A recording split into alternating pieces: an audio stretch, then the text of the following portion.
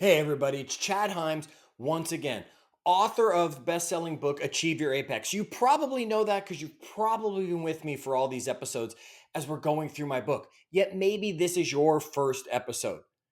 Maybe someone just shared it with you and said, "Hey, you got to check out this podcast."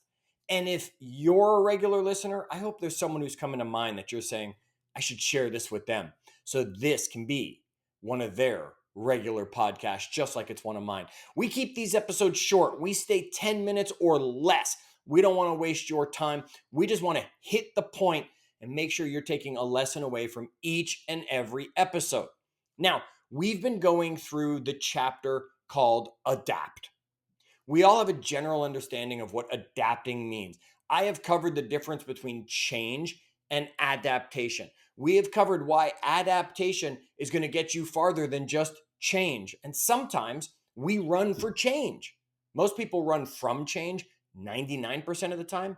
Yet sometimes you think change might be the thing that fixes everything. Oh, I just need to move. Oh, I just need a new job. Oh, I just need to go to a new company. You're not adapting, you're just changing. You want to get closer to your goals. Change isn't always the answer. Sometimes it's forced on us, sometimes it is the answer. Yet adaptation has been key, and we've been talking about it through this section. I shared the story about Bruce the squirrel. Makes me smile every time I think about good old Bruce, right? I hope whatever happened to Bruce, I won't tell you what happened to Bruce. We know what happened to Bruce.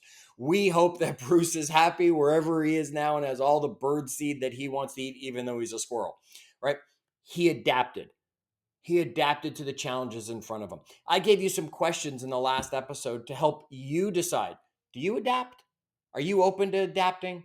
And do you see the value of adapting? Or are you just complacent where you are?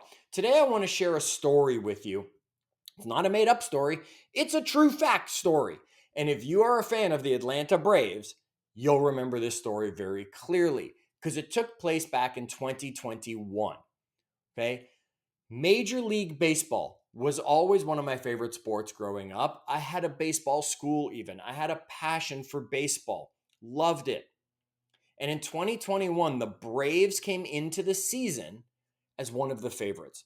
They were predicted to be a very successful team that year. And this happens often. Things go wrong. Change is forced upon them, right? They had an injury to one of their best pitchers. They had an injury to one of their top hitters, dislocating his finger. That's not a good thing to happen in baseball, right? And their superstar, their up and coming superstar, tore his ACL. If you've ever done that, you know how painful it can be. And if you've never done it, you see how long it takes someone to come back from it if you follow athletics in any way, or maybe know someone who just did it, right? Hope was gone for the Braves. Their best pitcher, their best hitter, their up and coming superstar, all hurt. And here they were projected to have a great year. Fans were excited. Well, July 31st is the deadline for trades in Major League Baseball. Now, isn't that interesting?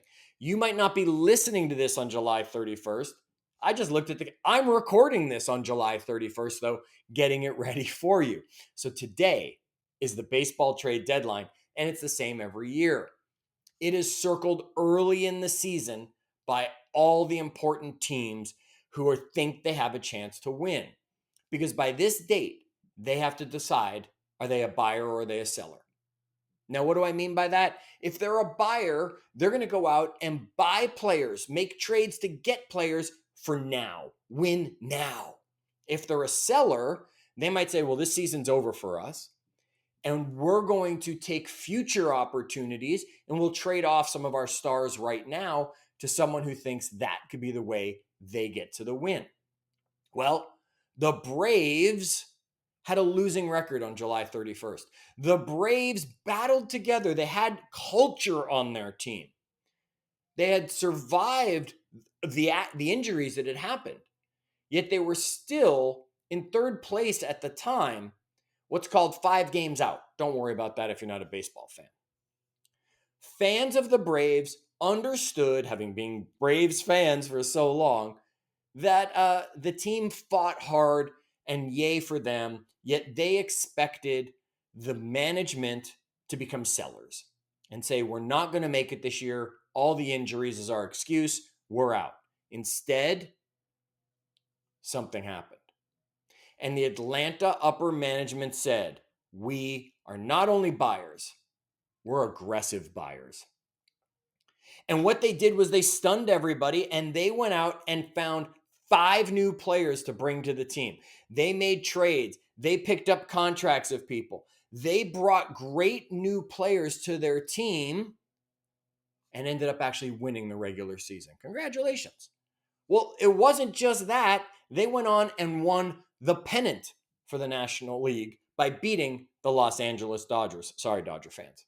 Then they persevered and beat Houston in the World Series.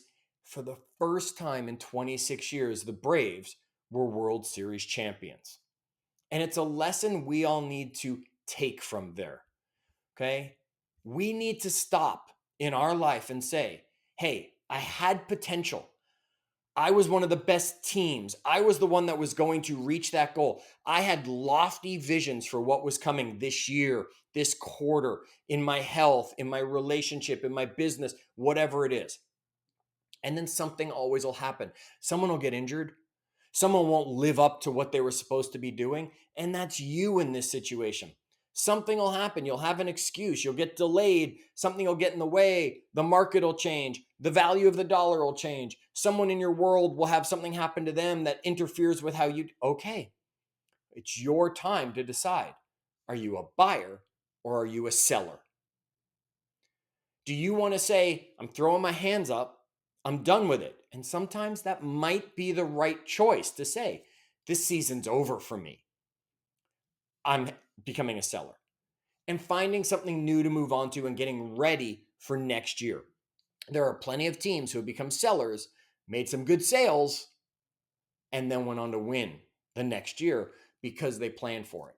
Or are you a buyer? Do you believe in yourself and your opportunity so much that you know by making one acquisition, get the words right, Chad, one acquisition, and I'm putting quotes around it if you're watching, because it's not about buying something. It's not about I need a new product or something like that, but it's about making that decision to do something new, to add that piece to your puzzle, to go that extra step. Instead of getting a player in a trade, maybe it's adapting to a new skill. Maybe it's adding something to your routine and adapting what your world looks like, because that could be the thing that leads you to being the champion and achieving the goal you set out to achieve in the first place. Look, I'm not a Braves fan, Braves fans. So may it be another 26 years for you. In the meanwhile, everybody out there, every day, think about it. The trade deadline is here for you and your goals. Are you a buyer or are you a seller? Until our next episode, keep climbing.